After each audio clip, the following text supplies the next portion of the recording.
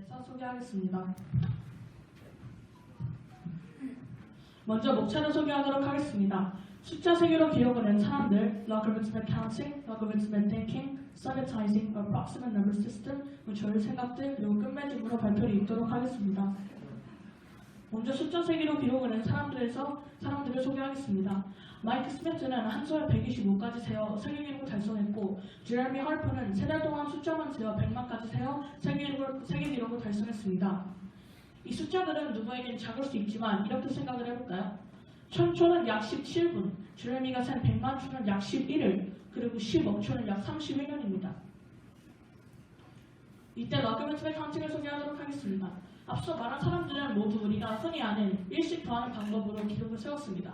하지만 additive counting은 이 방법은 additive counting이라 할 수 있습니다. 하지만 다른 방법은 없을까요? logarithmic counting은 일정한 수를 곱하여 셉니다. 예를 들어 1부터 30 곱하여 1, 3, 9, 27이라는 방법으로 세는 것입니다. 그 다음은 logarithmic thinking을 소개하도록 하겠습니다. logarithmic thinking은 실생활에서 logarithmic counting을 이용하는 것입니다. 이것은 양보다 비율을 더 중요하게 생각을 하는 것입니다. logarithmic thinking은 가끔 원시적인 생존에 도움이 됐습니다. 일부의 경우에는 양보다 비가 더 중요했기 때문입니다. 한 상황을 예시로 들도록 하겠습니다. 당신은 지금 거대한 돌 뒤에 있습니다. 당신은 돌의 반대편에 사자가 있는 것을 알지만 정확히 몇 마리나 있는지 모릅니다. 첫 번째 경우를 살펴봅시다. 당신은 사자가 한 마리 있는지 두 마리 있는지 궁금합니다. 두 번째 경우는 사자가 96마리 있는지 97마리가 있는지가 궁금합니다. 사실적으로 사자 96마리와 97마리는 큰 차이가 없습니다. 하지만 사실 늘어난 양은 한 마리로 같습니다. 그래서 additive thinking의 관점으로 보면 같은 상황이지만 인간은 더 상식적으로 발달을 했습니다. 한 마리에서 두 마리로 늘어나는 것은 사자의 마리수가 2배로 늘어나는 것이지만 97마리에서의 한 마리는 매우 작은 비율이기 때문에 생존에 영향을 주었을 것입니다. 이처럼 인간은 생존의 부분에서도 logarithmic thinking을 하도록 발달했습니다. 하지만 LT가 좋지만 않을까요? LT가 사람의 심리에 불리해지는 경우도 있습니다. 사람은 나이가 들수록 시간이 빨리 간다고 느낍니다. 2살 인생에서 마지막 1년은 인생의 절반이지만 80살 인생에서 마지막 1년은 전체 인생의 매우 작은 부분이기 때문입니다. 이런 부정적인 생각이 사람들의 생활을 더 불편하게 해서 불리한 것입니다. 불리한 경우는 더 있습니다.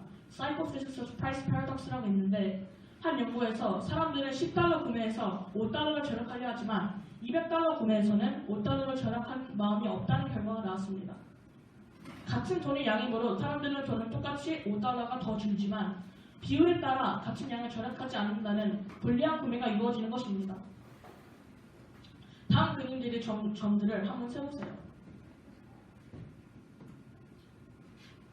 위의 그림들에서 원이 몇 개인지 바로 알 수 있었습니까? 사실 당연한 일입니다. 서비타이징은 1949년 E.L. 카프만이 처음 사용했습니다. 인간은 0부터 4개까지의 물건을 개수를 세지 않고도 보는 순간 그 개수를 알 수 있습니다.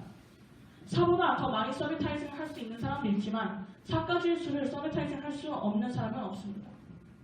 이런 로마 숫자와 같은 고대 숫자가 5 이상의 계산부터는 세는 방법이 달라지는 이유입니다. 그 다음으로는 ANS를 소개하도록 하겠습니다. ANS는 두 수의 크기가 15% 이상 차이가 날 때 비교할 수 있는 것입니다. 예를 들어 100과 115, 1000과 1150을 비교할 수 있는 것입니다. 두 개의 다른 물건들이 각각 무작위로 배치되어 있을 때 비교를 하는 것입니다. 이 능력은 우리가 흔히 아는 additive counting, 즉 수세기와 다르게 가지고 태어납니다. 1952년 Jean Piaget이 The Child's Conception of Number에 처음 사용되었습니다. 다음 그림의 점들의 나열을 한번 보세요.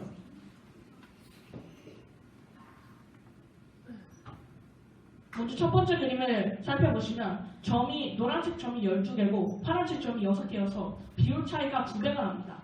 그래서 노란색 점이 더 많다는 것을 한눈에 볼 수 있습니다.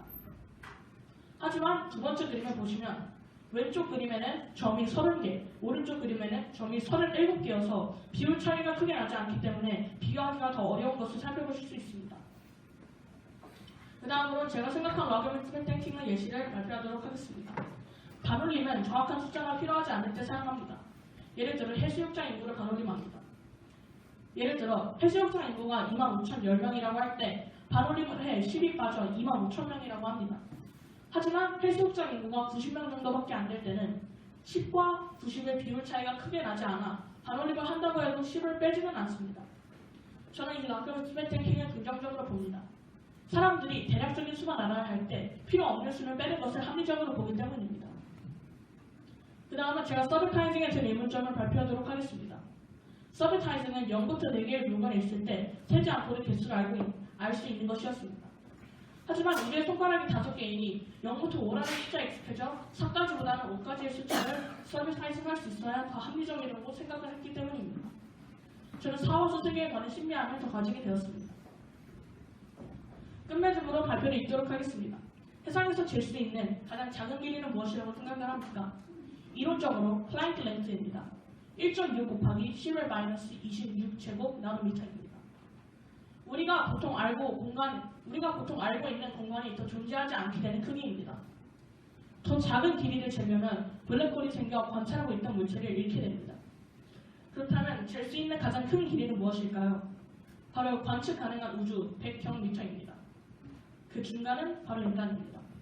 왜냐하면 플랭크 렌즈를 나열해 우리의 뇌세포가 길이가 되는 수와 뇌세포를 나열해 관측 가능한 우주의 길이가 되는 수가 같기 때문입니다. 중간에 오신 것을 환영합니다. 감사합니다.